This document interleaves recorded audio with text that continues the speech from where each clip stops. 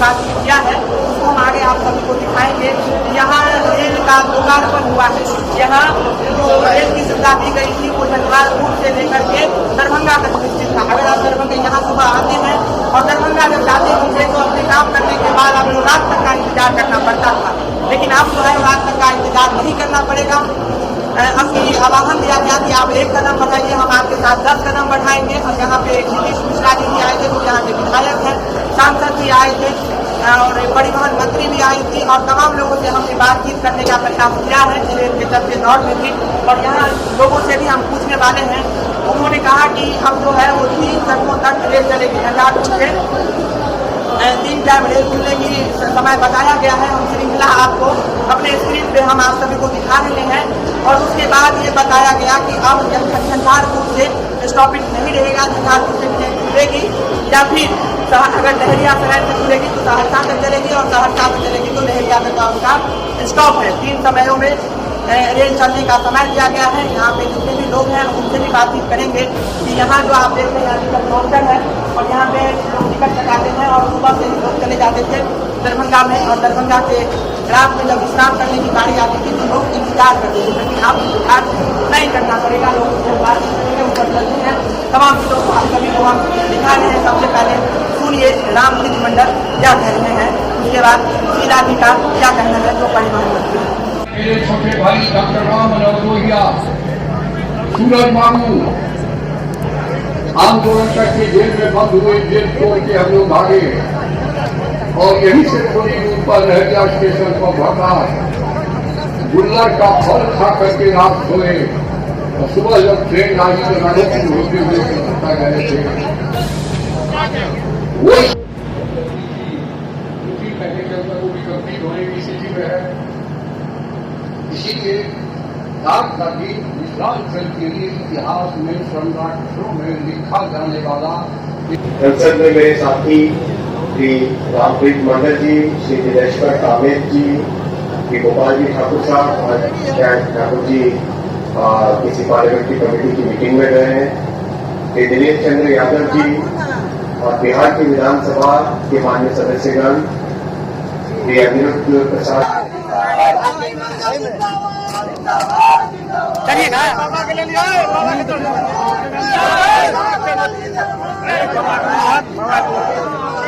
की तमाम नेताओं के द्वारा ऊपर चढ़ा गया है और भी लोग यात्रा कर रहे हैं।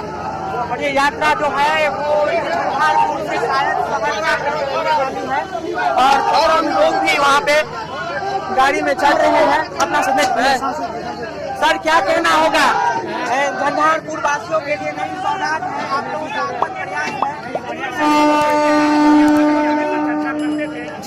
मैंने भी प्रयास किया, हमारे जितने भी सहयोगी मंत्री हैं, विधायक हैं, 12 से 18 साल बाद जो है आप लोगों को मिला है मिथिलांचल के एक। और ये जो अभी जो लाइन है ये अभी झंझारपुर से सहरसा तक और उसके बाद पार्टी के लिए तमाम जगहों के लिए बहुत बहुत धन्यवाद। तमाम जगहों के लिए देना चाहेंगे, इससे हमारा घूमने का भी फायदा होगा, एक पॉइंट बन जाएगा भी हम सांसद है रामकृष्ण मंडल जी, हम जानते हैं और ये अभी उन्होंने बताया है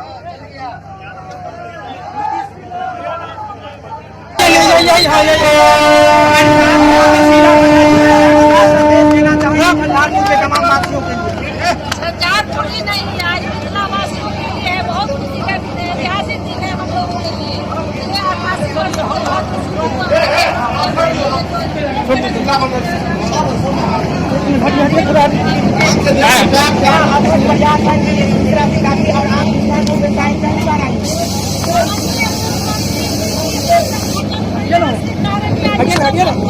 हटिए ना आप, अच्छा आप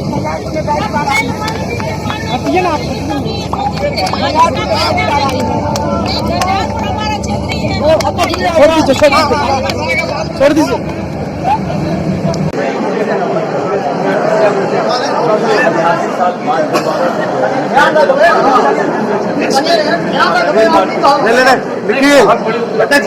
ऐतिहासिक दिन है सभी मिथिलावासियों के। रेल के माध्यम से पहले तो सड़क और रेल दोनों से मिथिला अलग था, 57 के बाद दोनों मित्रा जुड़ा, लेकिन रेल मार्ग से तो 88 वर्ष से जुड़ा था।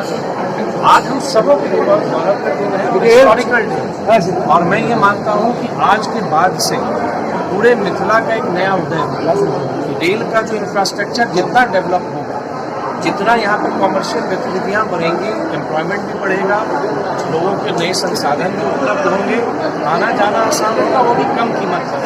तो मुझको लगता है एक बहुत बड़े बदलाव का दिन है। और जब हम एक नए भारत की बात करते हैं प्रधानमंत्री जी के नेतृत्व में, इस रेल के माध्यम से हमारा एक नया मिथिला का उदय होना निश्चित है। रेलवे के लिए कहा है कि आप 1 कदम बढ़ाइए, हम 10 कदम बढ़ाएंगे, इस पर क्या कहना होगा? और मीडिया में भी चल रहा था कि अभी एक ट्रेन नहीं चलेगा, काफी मतलब फिरा है, लेकिन उस परिप्रेक्ष्य में बहुत सारे लोग कह रहे हैं कि ये जो देन है वो अथक प्रयास नीतीश मिश्रा जी का है, तो क्या कहना है? नहीं, ये कभी किसी एक व्यक्ति का प्रयास नहीं हो सकता है, ये सबों का प्रयास है। और जनता लगातार 2017 से पूर्णतः ट्रेन बंद थी, अमान परिवर्तन का काल 2004 से प्रारंभ हुआ, लेकिन यहाँ ये जरूर है डिले हुआ, लेकिन माननीय प्रधानमंत्री जी के नेतृत्व में गति बढ़ी इन योजनाओं की, जिसका रिजल्ट ये हुआ कि कोसी महासेतु लगभग 1.5 वर्ष पूर्व जो रेल महासेतु है, सितंबर 2020 में उसका लोकार्पण हुआ। और मैं ये जरूर कहना चाहूँगा कि आज सबों के सामूहिक प्रयास से, चाहे आमजन हो, सोशल मीडिया पर अभियान चला, लोगों ने बहुत बार इसके लिए धरना भी दिया, आज उन तमाम लोगों के लिए आज बहुत प्रसन्नता का दिन है। और कल से तो नियमित जो DMU है वो प्रारंभ होगा। और GM साहब से बात हुई है, वही मैं कह रहा हूँ, आने वाले समय में एक्सप्रेस ट्रेन भी चलेगी। और मुझको पूरा विश्वास है, क्योंकि डिस्टेंस कम हो जाएगा। अगर आप उत्तर पूर्वी नॉर्थ ईस्ट देखेंगे तो यहाँ से जाने में समय कम लगेगा, लोगों की बचत होगी, रेलवे के संसाधन भी बचेंगे। तो मुझे पूरा विश्वास है कि आने वाले समय में झंझारपुर इस रेल मार्ग के लिए एक बहुत बड़ा स्ट्रेटेजिक पॉइंट बन के उभरेगा। नहीं, मुझे पूरा विश्वास है कि इसी वर्ष वो रेलखंड भी प्रारंभ हो जाएगा। और GM साहब ने भी और DRM साहब ने भी आश्वस्त किया है, और काम की गति भी बढ़ रही है। और मुझे पूरा विश्वास है कि 2022 में उस रेलखंड पर भी रेल परिचालन को हम लोग देखेंगे। लगातार महंगाई बढ़ रही है, जिसके कारण यहाँ के लोग एफर्ट नहीं कर पाते हैं कि वो सिर्फ बस से जाए।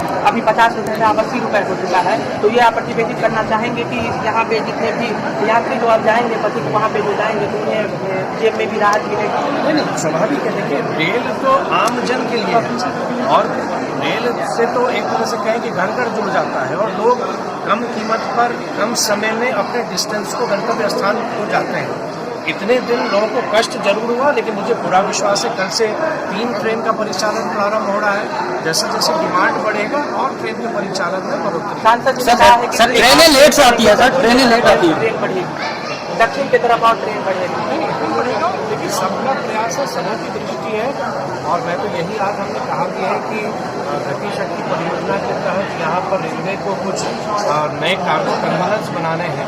अपने मिथिला क्षेत्र में एक कार्गो टर्मिनल बन जाता है, उससे बहुत ज़्यादा लोगों को फायदा भी होगा, कमर्शियल गतिविधियों में भी और रोजगार में। सर, ट्रेन तो चल गई मिथिला के सभी लोगों के प्रयास से, चाहे वो आप हो यहाँ हो, लेकिन जंक्शन तक आने का जो रास्ता है, चाहे वो नवटोल गुमटी से काली मंदिर तक है या फिर स्टेट बैंक वाली रास्ता है, जल जमाव के कारण या फिर इस सड़क की कनेक्टिविटी मेन मुख्य मार्ग से नहीं है, तो कहीं न कहीं इस सड़क के कारण जंक्शन पे यात्री को बहुत घूम करके आना होता है। तो इसके लिए आगे क्या रेलवे योजना या आप योजना? लगातार प्रयास कर रहे हैं जी, और ये हम लोग के लिए गंभीर विषय है। और मैं लगातार जब से इस बार निर्वाचित हुआ हूँ, मेरी कोशिश है लगातार कि हम कैसे लोगों को इस मुसीबत से, इस परेशानी से हम उनको राहत दिला सकें। आज भी GM साहब से और DRM साहब से बात हुई है, और मुझे पूरा विश्वास है कि आने वाले समय में इसके अस्थायी निदान की ओर हम लोग आगे बढ़ेंगे। और तब तक, क्योंकि बरसात अब आने ही वाला है, अभी हम लोग तुरंत में क्या कर सकते हैं, जिला प्रशासन भी सोच रहा है। और हमने भी आग्रह किया है GM रेलवे को, एक टीम वो भेजें कि हम लोग तुरंत में क्या कर सकते हैं, शॉर्ट टर्म में भी और लॉन्ग टर्म क्या सोल्यूशन है कि नाला बनने के बाद भी उसका निदान नहीं हो पा रहा है, हमको और क्या करना चाहिए। तो जो GM साहब ने सहमति भी दी है, DRM साहब को कहा भी है, और मुझको विश्वास है कि बहुत जल्दी उनके द्वारा क्योंकि उनकी भी ये चिंता है कि आप रेल सुविधा दे रहे हैं और लोग स्टेशन ही नहीं पहुंच पाएंगे तो वो सुविधा तो कोई मायने की नहीं रहेगी। इसके अलावा जो अस्थायी रूप से यहाँ रह रहे हैं उनका भी जनजीवन कष्ट में है, तो हम लोग लगे हुए हैं। परेशानी ज़रूर है, लोग कष्ट में है, लेकिन जितना संभव है उसमें कोई कमी नहीं चाहिए। सर एक क्वेश्चन और लास्ट क्वेश्चन, ये 3 गुमटियाँ कैथुनिया गुमटी, नवदोल गुमटी और झंझारपुर काली मंदिर अंडरपास, सॉरी सर एक क्वेश्चन लास्ट क्वेश्चन, काली मंदिर के पास जो अंडरपास है, कैथुनिया गुमटी अंडरपास और नवदोल गुमटी अंडरपास, तीनों गुमटियाँ मुख्य गुमटियाँ हैं खास करके इस मार्केट आने जाने के लिए। तीनों गुमटियाँ में लगभग घुटने से अधिक पानी लगा हुआ रहता है बरसात के समय में। इसके लिए कोई योजना या फिर कुछ ऐसा तरीका जिससे उस पानी को निकाला? अभी भी सर बारिश आने वाली है और लबालब पानी भर जाएगा। वही हमने कहा ना, एक ही बात को 2 बार कहने से कोई लाभ नहीं।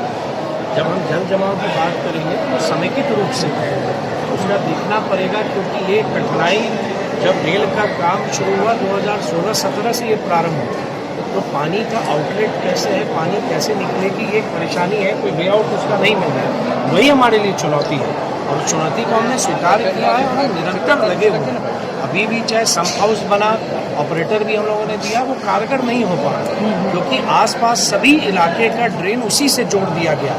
उसकी एक सीमा थी, उसकी एक कैपेसिटी थी, उसका एक लिमिटेशन था।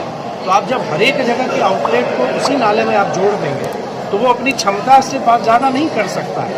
अब ये परेशानी ज़रूर है और उसको हम लोग जान रहे हैं, ऐसा नहीं है कि इस परेशानी को हम जान नहीं रहे हैं। उसकी और क्या समाधान हो सकता है, हम लगातार कोशिश कर रहे हैं कि मेरे क्षेत्र का ये प्रमुख हिस्सा है, हमारा बाज़ार है ये। तो यहाँ की गतिविधियों के से हज़ारों घर चलते हैं, तो यहाँ का बाज़ार हमारा और प्रगति करे और बढ़े, ये हम भी चाहेंगे और हम कोशिश भी कर रहे हैं। धन्यवाद। लोगों से बातचीत कर रहे हैं, तमाम नेताओं से बातचीत किए हैं, हम लोगों से भी पूछना है कि उनका इसकी मंतव्य क्या है। आप लोग तालिका देख रहे हैं, ऐसा लग रहा है कि सुविधा भी यहाँ आए, तमाम मंत्री यहाँ आए, ये नया शिक्षा आप लोगों के बीच खोल रहे हैं, क्या करना होगा, कैसा लग रहा है? सबसे तो यहाँ से इतना परेशानी था जो कानून से है, 500 रुपया जाने में होता था। अभी तो 500 रुपया जाने आने में लगता है दरभंगा। आप आगरा गलत बता रहे हैं, ज़्यादा लगता है शुरू से, मतलब यहाँ से जाएंगे तब और लगेगा आने के लिए।